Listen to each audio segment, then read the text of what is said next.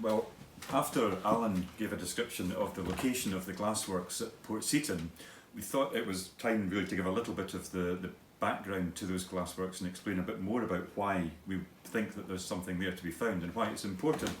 I've been reading a fantastic book by Jill Turnbull. Jill Turnbull is really recognised as one of the major experts in glassworks, in particular in the 18th century. She literally wrote the book.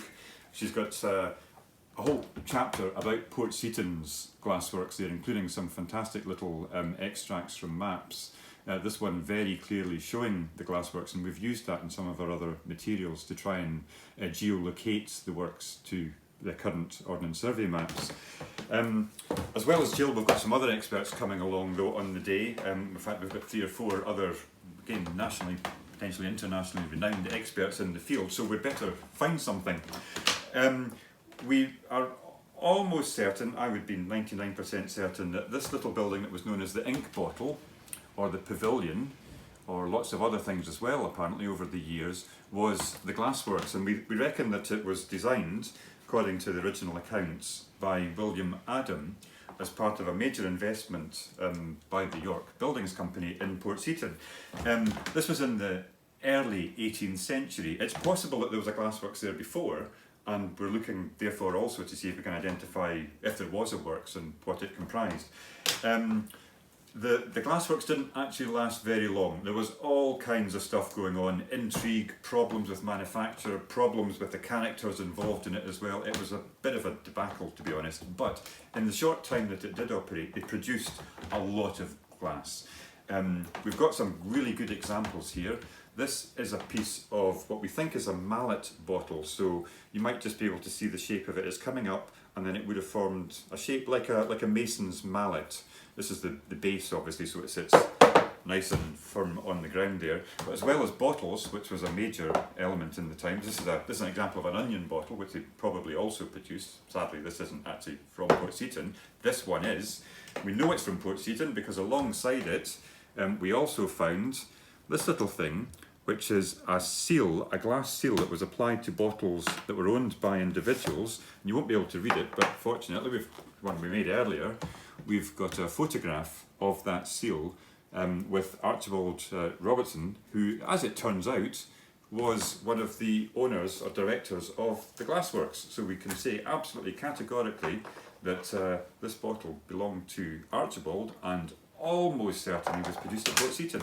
Other stuff as well though, we know that they were producing glasses, so from the same context as that bottle, we have this beautiful piece of wine glass, early 18th century again. You won't be able to see it, but there's an air bubble in the shaft of the glass. We've also got some bits of glass ingots, possibly work in progress, and this is quite significant, we've got a couple of bits of this which people have very kindly lent to us. This piece of, well, junky, bubbly looking blue-green glass is actually the result of some sort of catastrophe at the glassworks. So the vessels that they were making glass in have burst, the glass is spewed out onto the floor of the furnace, and it's got filled with contaminants, so it's absolutely no use. It can't be re-melted and introduced into new glass. This is the kind of thing that we're looking for examples of. So we're looking for any of the waste that might have been generated, any bits of glass that may have been part of the process.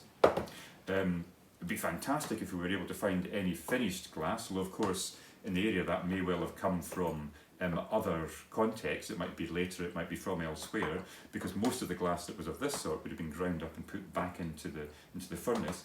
Any melted, fused bits of glass, and also something that appears in Jill's book, if I can find it, critical to glassworks were these pots, the crucibles that the glass was melted in. We haven't managed so far to identify one of those pots. So we're also looking for bits of substantial clay pottery, maybe an inch thick, burnt on one side, that might be evidence, that would give us a lot of information as to how the glass was made, whether they were making their own pots, whether they had their special formulas for doing it. So lots of different things to discover, as well as potentially the flues that fed the works, that provided the draft to feed the fires to get to the temperatures required. So this is all going to take place, again, part of East Lothian Council's online history festival this year. We've penciled in the dates, 5th and 6th of September. It's a 2-day event. We're going to be digging in people's gardens around the glassworks, in fact in Port Seton and Cockenzie wider as well. Some of these, for example, this came from a house in Cockenzie, not Port Seton. If you want to join in, go along to the East Lothian Council website, or you can get the link that's going to be posted on this video again, and you'll get the Wagonway Group's Facebook page, which will tell you a bit more about it. If you want to take part, you don't actually have to do an archaeological dig if you don't want to. We would be interested if, for example, you're digging your tatties and you happen to find something that you think may relate to the glassworks. We'd love to see that as well. You can bring it along to our base. That's going to be at One Weems Place, the lane behind where the glassworks was. Bring it along and we'll have a look. We'll get one of our experts to check it out. So again, 5th and 6th of September. You can sign up if you want to find out more on the Wagonway Group's Facebook page.